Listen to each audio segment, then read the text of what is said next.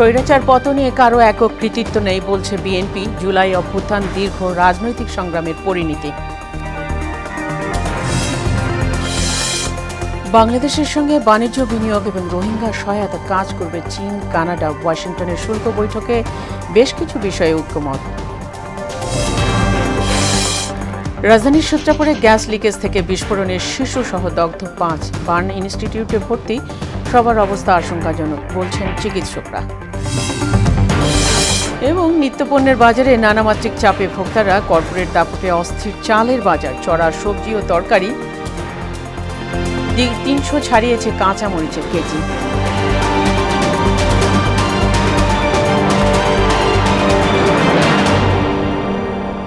আসসালামু আলাইকুম, সবাইকে মোহনা সংবাদে স্বাগত। শুনছিলেন শিরোনাম, সঙ্গে আছি ফাতেমা রশিদ।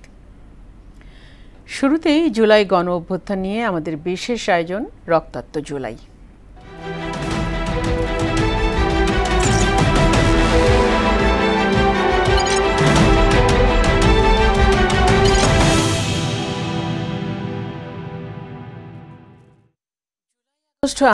দেশের একটা বড় অংশই বিএনপি নেতাকর্মী।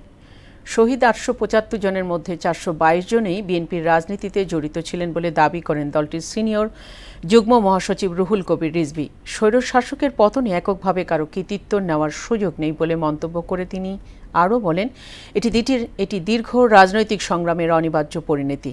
আরও জানাচ্ছেন হুমায়ুন কবির।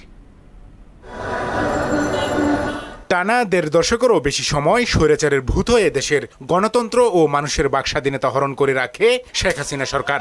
আওয়ামী দুঃশাসনের বিরুদ্ধে আন্দোলন করতে গিয়ে 17 বছরে গুম, খুন, গ্রেপ্তার ও নির্যাতনের শিকার হতে হয়েছে বিএনপির অসংখ্য নেতাকর্মীকে। তারপরও রাজপথে অনড় থেকেছেন তারা। ছাত্র জনতার মাসাধিককালের আন্দোলনে 2024 সালের 5 আগস্ট কাপুরুষের মতো দেশ ছেড়ে পালিয়ে যেতে বাধ্য হন ফ্যাসিস্ট শেখ হাসিনা।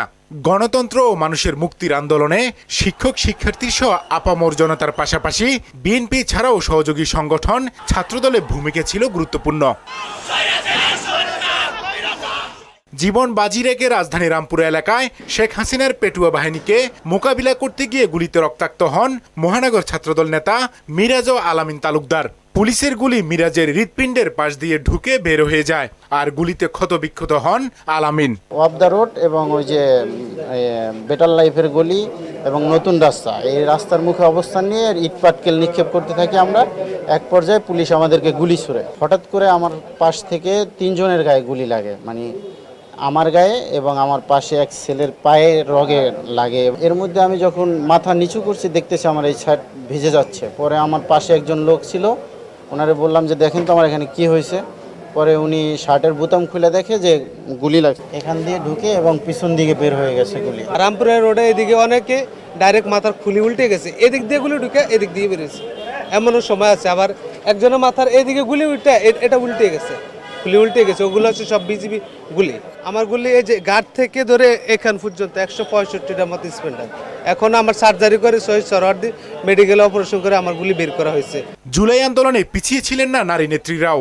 সেই সময় পুলিশের গুলিতে আহত হন ইডেন মহিলা কলেজ ছাত্রদলের সিনিয়র যুগ্ম আহ্বায়ক সৈয়দা সুমাইয়া।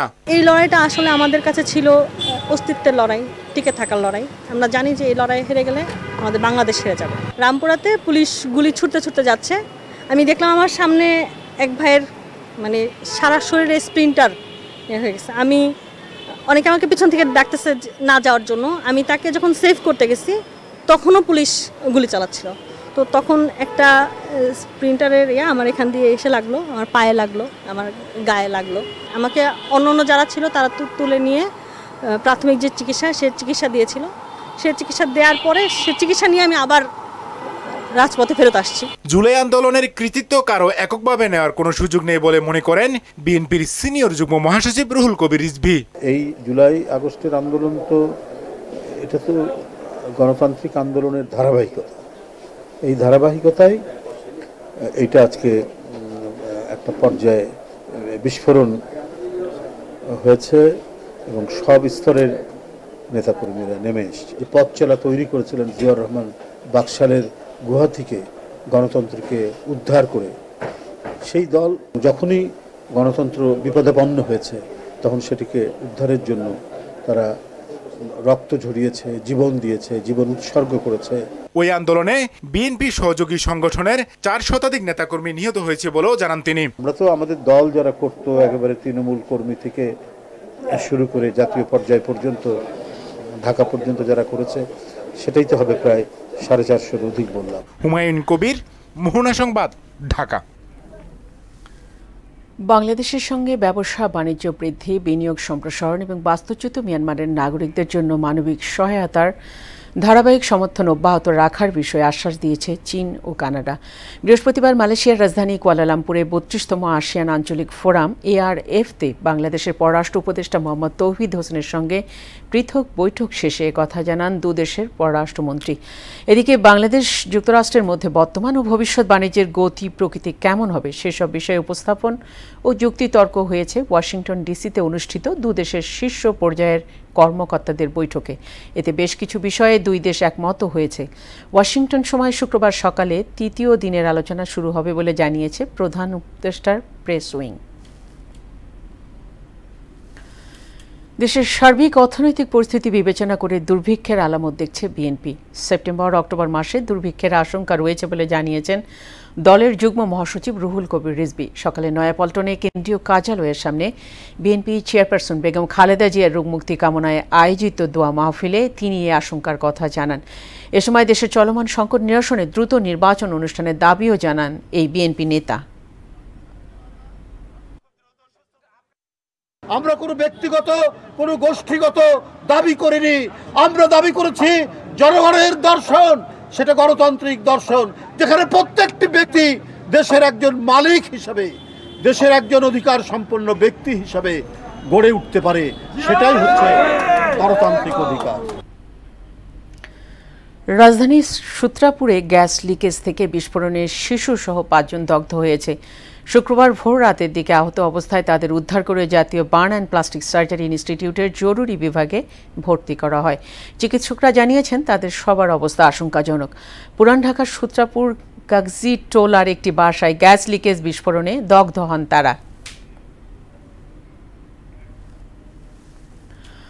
দর্শক, দগ্ধদের শারীরিক অবস্থা জানাতে বার্ন ইনস্টিটিউট থেকে যোগ দিচ্ছেন সহকর্মী মাহবুব হাসান রিপন। রিপন, কেমন দেখছেন দগ্ধদের শারীরিক অবস্থা, কি বলছেন চিকিৎসকরা?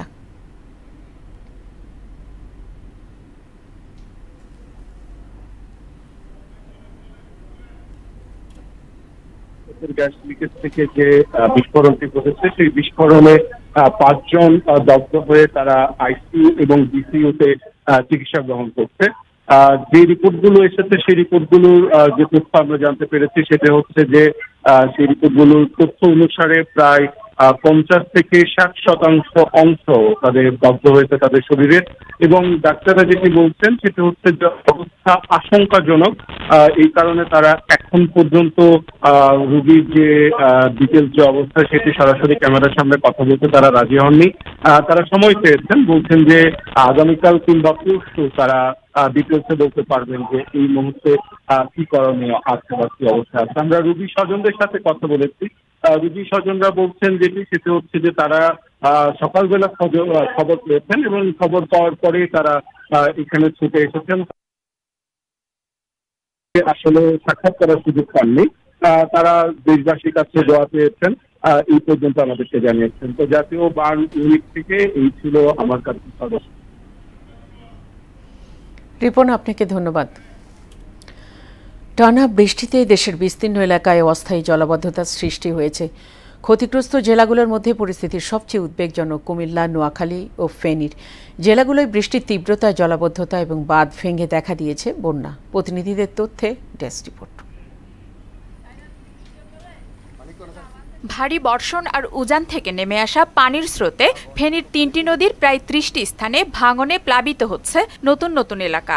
ছাগলনাইয়া ও ফেনী সদরের অনেক রাস্তাঘাট পানির নিচে তলিয়ে আছে। 5 উপজেলার 82টি আশ্রয় কেন্দ্রে প্রায় 9500 বানভাসী লোকজন আশ্রয় নিয়েছে। বন্যা পরিস্থিতির তেমন উন্নতি না হয় মানবেতর দিন কাটছে বানভাসীদের। ফেনীর বিভিন্ন সংগঠনের সাথে বিজিবি ও সেনাবাহিনী উদ্ধার কাজ ও ত্রাণ তৎপরতা শুরু করেছে।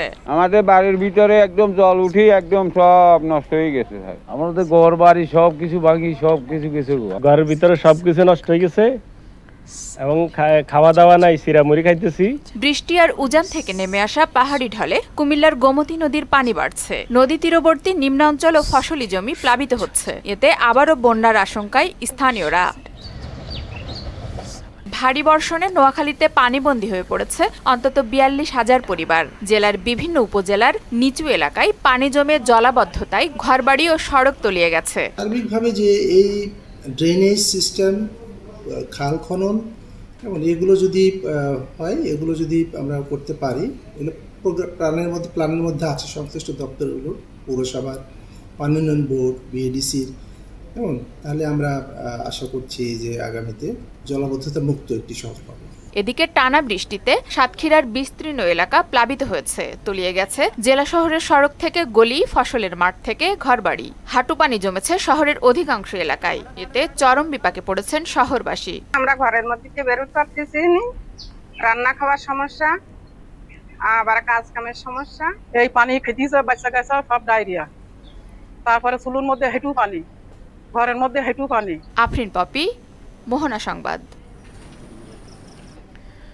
নিত্যপণ্যের বাজারে নানামাত্রিক চাপে ভোক্তারা। চালের বাজারে কর্পোরেট প্রতিষ্ঠানের দাপটে ঈদের পরে ৮ টাকা পর্যন্ত বেড়েছে মিনিক্যাট ও নাজির শাইলের দাম। বন্যার প্রভাবে চড়া মাছের বাজার আর কাঁচা মরিচের কেজি ছাড়িয়েছে ৩০০ টাকা। দ্রব্যমূল্যের ঊর্ধ্বগতির সঙ্গে ওজনে কম দেওয়ার প্রবণতায় প্রতিনিয়তই ঠকছেন ভোক্তারা। রেজা খানের প্রতিবেদন। এটা অনেক নতুন পোলা ভুল করতে পারে। আমি থাকাকালীন আইসেন, যদি কোনো সমস্যা হয় এটা আমি জরিমানা দিব আপনাদের। ওজনে কম দেয়া নিয়ে বাজারে প্রতিনিয়ত ঘটে এমন ঘটনা। এমনিতেই মুরগির দাম চড়া, তার উপর ওজনে কম দিলে ভোক্তার মেজাজ খারাপ হয় স্বাভাবিক। 7 কেজি 300-400 গ্রাম, মানে প্রায় 700-800 গ্রাম নাই। তো এইটা একবার না আরো 3-4 বার হয়েছে। আগের 2 বার হচ্ছে, আগে থেকে বালতি যখন দিত তখনই বালতির ওজন সহ দিয়ে দিত। এই সপ্তাহে সোনালী 20 আর ব্রয়লারের দাম কেজিতে বেড়েছে 7 টাকা পর্যন্ত। তবে ডিমের দাম 120 টাকাতে স্থিতিশীল। আর বন্যায় মৎস্যঘের পুকুর, নদীনালা তলিয়ে সরবরাহ সংকটে বেড়েছে মাছের দাম। বন্যাতে তো মনে করেন যে চলতি পানি তো মানে স্রোতের মধ্যে মাছ তো আর ধরা হয় না। নিম্নবিত্তের জন্য, মধ্যবিত্তের জন্য খুবই কঠিন কাজ। শুধু বড় লোকেরা খাইতে পারে। ঘাটে যাইতে মাছ নাই, আমি অল্প করে আনি, আজকে শুক্রবার দিন অল্প করে মাছ আনছি। চালের মূল্যের ঊর্ধ্বগতি চলতি সপ্তাহেও চলমান। কর্পোরেট প্রতিষ্ঠানের নিয়ন্ত্রণে ঈদের পর থেকেই বাড়ছে সব ধরনের চালের দাম। কিছু কোম্পানি আছে এগুলারে লাইসেন্স দিছে ব্যবসা করার জন্য, এদের কারণে চালের দামটা একটু বাড়ছে। কুরবানির ঈদের 1 সপ্তাহ ব্যবধানে তখন 6-7 টাকা ডিফারেন্স হচ্ছে, তারপরে এখন 58 টাকা বাড়ছে। মুদি পণ্যের মধ্যে চিকন মসুর ডাল কেজিতে 7 টাকা বেড়েছে, গুঁড়ো দুধ কেজিতে 40 টাকা, আর সাবান ও চা পাতার দামও বাড়তির দিকে। মসুর ডাল প্রতি কেজিতে আপনার 7-8 টাকা কেজিতে বাড়ছে, আর গুঁড়া দুধ আপনার ডিপ্লোমা, ডানু, মাক্স এগুলো 1 কেজিতে প্রায় 30-40 টাকার মতো করে বাড়ছে। বন্যায় মাঠঘাট তলিয়ে বেড়েছে সবজির দাম। কাঁচামরিচের কেজি 300-তে ঠেকেছে। বেগুন ও টমেটো বিক্রি হচ্ছে 140 টাকা কেজি দরে, আর অন্য সবজির বেশিরভাগই বিক্রি হচ্ছে 60 থেকে 90 টাকার মধ্যে। বন্যা বৃষ্টি দুই একসঙ্গে দাম বাড়ছে, আর বৃষ্টি হলে মরিচ মানুষ তুলে না, বিদায় এই পরিস্থিতিটা হয়। মাছ কিনতে গেলাম, সেখানেও দাম বেশি, এখানেও দাম বেশি, কোনো জিনিসের দাম তো কমতেছে না। 5 আগস্টের পট পরিবর্তনের পরেও বাজার পরিস্থিতির উল্লেখযোগ্য উন্নতি না হয় ক্ষুব্ধ ভোক্তারা। আকাশে ভরা তারা, আমরা সারা যেখানে 5 কেজি মাংস কিনতাম, 1.5 কেজি মাংস কিনছি। রেজা খান, মোহনা সংবাদ, ঢাকা। পটুয়াখালীতে দিন দিনেই ডেঙ্গুর প্রকোপ বৃদ্ধি পাচ্ছে। এতে জনমনে ছড়াচ্ছে আতঙ্ক। গত 24 ঘন্টায় 31 জন রোগী ডেঙ্গু আক্রান্ত হয়ে জেলার বিভিন্ন হাসপাতালে ভর্তি হয়েছে। ডেঙ্গু পরিস্থিতি নিয়ন্ত্রণে কাজ করার কথা বলছেন প্রশাসন। খোকন হাওলাদারের প্রতিবেদন, জানাচ্ছেন সিফাত রহমান জেসি। পটুয়াখালী জেলায় জানুয়ারি থেকে এই পর্যন্ত 790 জন রোগী ডেঙ্গু আক্রান্ত হয়েছেন। এর মধ্যে মৃত্যু হয়েছে 1 জনের, আর বিভিন্ন হাসপাতালে চিকিৎসা নিয়ে সুস্থ হয়ে বাড়ি ফিরেছেন 716 জন। হাসপাতালে আলাদা কোনো ব্যবস্থা না থাকায় অন্য রোগীদের সঙ্গে একই কক্ষে ডেঙ্গু রোগীদেরও চিকিৎসা দেওয়া হচ্ছে। এতে সাধারণ রোগীদের মাঝে দেখা দিয়েছে অসন্তোষ। ডাক্তারের দেখাইছি, তারা পরীক্ষা দিয়েছে, এরপর ডাক্তার শনিবার দেখছে, দেখে কয় ডেঙ্গু। হাসপাতালে নিয়ে যান, হাসপাতালে নিয়ে এলাম, তারপর ভর্তি দিলাম, এবার চিকিৎসা করতে আছে। ডেঙ্গু রোগীর মশায় কামড়াইয়া আবার যদি সাধারণ রোগীরা কামড় দেয় তাহলে তাদের ডেঙ্গু হইতে পারে। ডেঙ্গু রোগীকে আলাদা করে চিকিৎসা দেওয়া না, একসাথে রেখে চিকিৎসা দেওয়া হচ্ছে। নিজেদের সীমাবদ্ধতার কথা জানালেন পটুয়াখালী জেনারেল হাসপাতালের তত্ত্বাবধায়ক। আমাদের ডেঙ্গুর জন্য আলাদা কোনো ওয়ার্ড এখনো করা হয় নাই। আমরা শিশু ওয়ার্ডে আলাদা ডেঙ্গু কর্নার আছে, মহিলা মেডিসিন বিভাগে আলাদা কর্নার করে রাখা হয়েছে, পুরুষ মেডিসিন আলাদা কর্নার করে রাখা হয়েছে।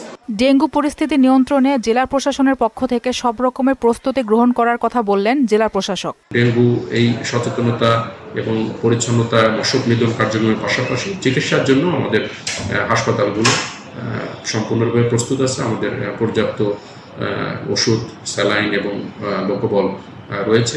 ডেঙ্গুর প্রকোপ বাড়ার কথা স্বীকার করলেও এখনো সহনীয় পর্যায়ে রয়েছে জানালেন সিভিল সার্জন। পটুয়াখালী জেলার ডেঙ্গুর বর্তমান পরিস্থিতি একটু বেশি, উদ্বেগজনক পর্যায়ে না পৌঁছালেও স্বাভাবিকের থেকে বেশি।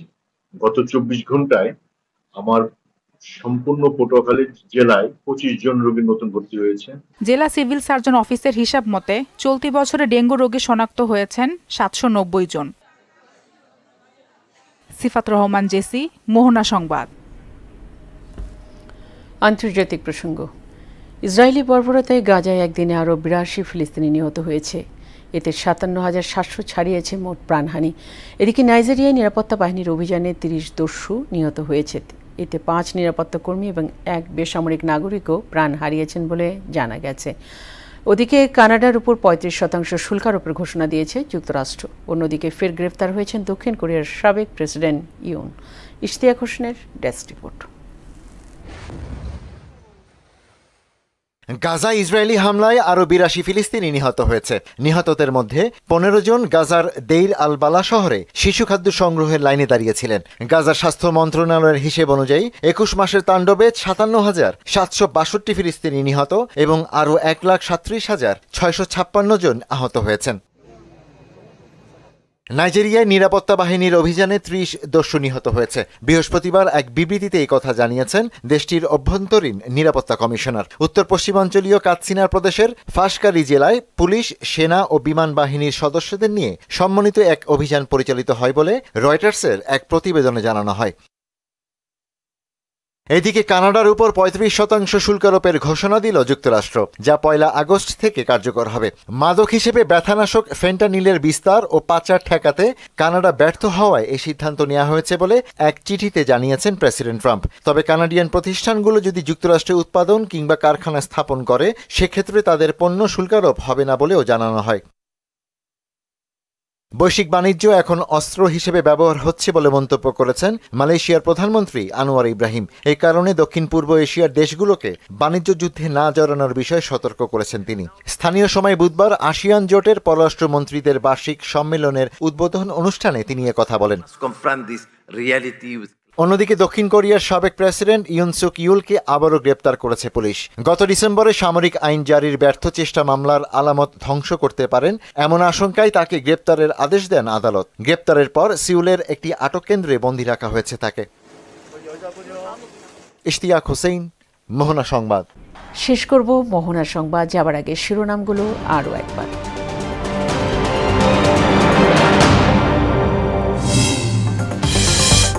স্বৈরাচার পতনে কারো একক কৃতিত্ব নেই বলছে বিএনপি। জুলাই অভ্যুত্থান দীর্ঘ রাজনৈতিক সংগ্রামের পরিণতি। বাংলাদেশের সঙ্গে বাণিজ্য, বিনিয়োগ এবং রোহিঙ্গা সহায়তায় কাজ করবে চীন, কানাডা। ওয়াশিংটনের শুল্ক বৈঠকে বেশ কিছু বিষয়ে ঐক্যমত। রাজধানীর সূত্রাপুরে গ্যাস লিকেজ থেকে বিস্ফোরণে শিশুসহ দগ্ধ 5। বার্ন ইনস্টিটিউটে ভর্তি সবার অবস্থা আশঙ্কাজনক বলছেন চিকিৎসকরা। এবং নিত্যপণ্যের বাজারে নানা মাত্রিক চাপে ভোক্তারা। কর্পোরেট দাপটে অস্থির চালের বাজার, চড়া সবজি ও তরকারি। 300 ছাড়িয়েছে কাঁচা মরিচের কেজি। এই ছিল মোহনার সংবাদে। পরবর্তী সংবাদ বিকেল 5:30টায়। এর আগে বিকেল 3টায় দেখবেন সংবাদ এক নজরে। মোহনার সবশেষ খবর জানতে ভিজিট করুন www.mohana.tv। সংবাদ দেখতে পারেন ফেসবুক ও ইউটিউবে। এতক্ষণ সঙ্গে থাকার জন্য সবাইকে ধন্যবাদ।